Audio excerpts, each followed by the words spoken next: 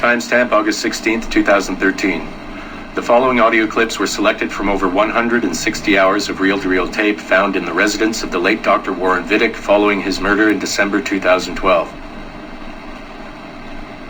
According to labels on the tape's canisters, these recordings were made over a 14-month period between 1980 and 1981 without the consent of their primary subject, Mrs. Eileen Bach, a colleague of Dr. Vidika's and the originator of Abstergo's surrogate initiative. Mrs. Bach is now deceased.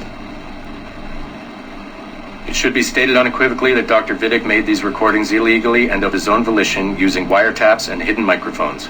Abstergo Industries had no knowledge of his actions and disavows any responsibility for them.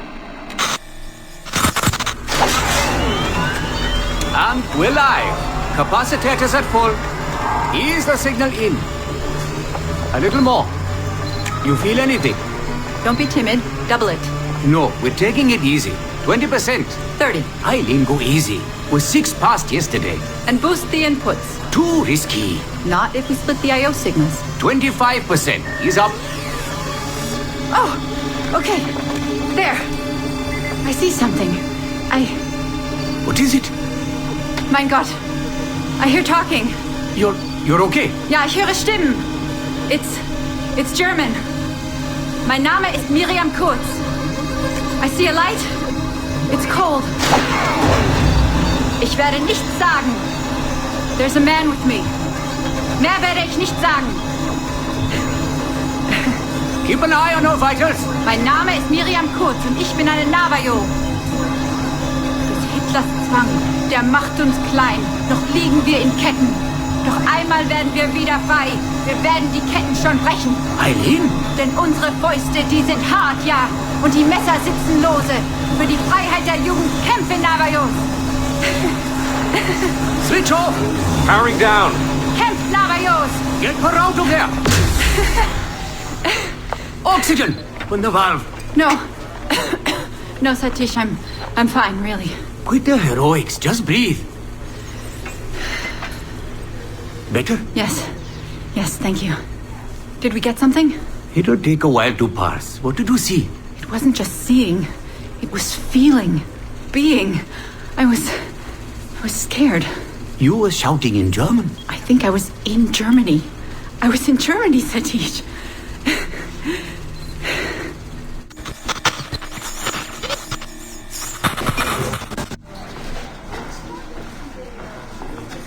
Good morning. Well rested? Exhausted. Yesterday was an incredible find. Seems so. What did it feel like? It's foggy, but I relived the memories of a young German woman. Early 20s, I think. A man was interrogating me, looming over me and asking questions.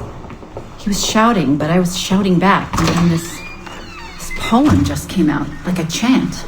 Fascinating. I'm eager for you to hear the tape. Is it ready? Yes, we transliterated the data onto an audio file. It took all night to process the language. Spool it up. Of course. Have a seat. Judging by the subject matter and the setting, I'd say you landed somewhere in Germany in the 1940s, 1 or 2 generations back. During the war, I'd imagine. 1940s Germany? That would be Miriam Kurz, my ex-husband's mother. So she's not related to you in any way? God, I hope not. I'd hate to find out my ex-husband is also my brother.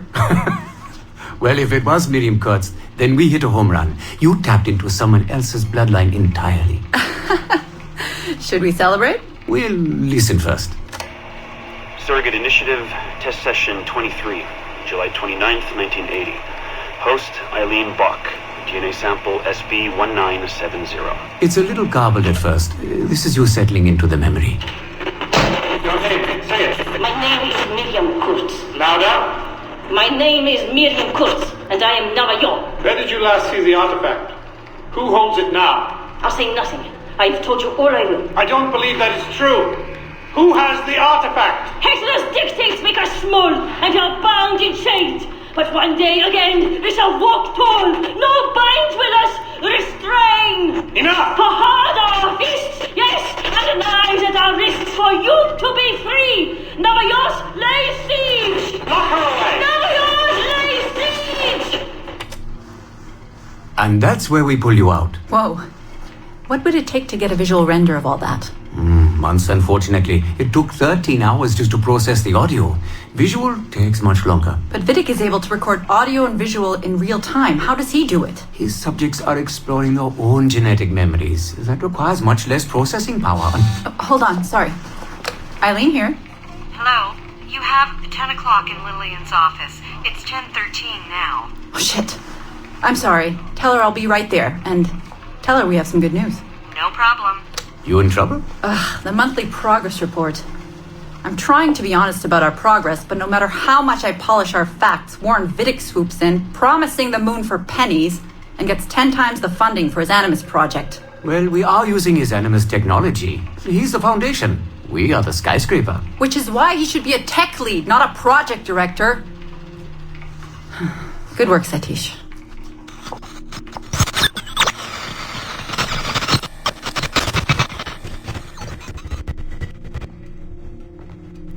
It's incredible footage, really.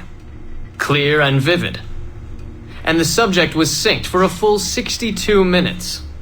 Came out speaking French after his last session. Passably fluent. And with full recall of everything he'd gone through. Sorry I'm late. I was reviewing some data. It's fine. Warren was just telling me about his first subject, Mr. No names.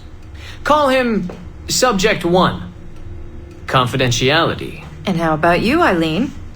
What's your good news? Well, we did it. We synced with an unembedded memory outside the bloodline. That's a first. Really? Satish was able to process the audio today. A short clip.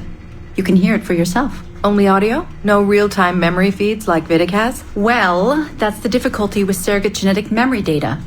Because I'm viewing memories not embedded in my own DNA, we can't rely on my cognitive faculties to help me process the signal. All we can do is record the raw data and transliterate it later. Hold on. You're running this experiment on yourself? I am. It's going well. I don't like the sound of that. Look, the sample I'm using, the DNA comes from my own son. It's safer this way. Ah, good thinking. 50% of my son's DNA is also mine, which reduces the danger by a huge margin. Meaning, I can now explore the memories of people who aren't directly related to me on his father's side. But for brief periods of time, I imagine. Right. Just a minute or two so far, but we're getting there. Come by the lab and listen for yourself. I will, when I have a moment. Unfortunately, work beckons. Ladies? That man is colder than a San Francisco summer. Stay focused, Eileen. You both have important work to do. Obviously. But my work requires his Animus technology. I feel a little caged in. That's collaboration, Eileen. It's how science works. I shouldn't have to remind you. I know. I'm just tired. Stop by and see us today. We have a lot to share. If not today, then this week sometime. Thank you.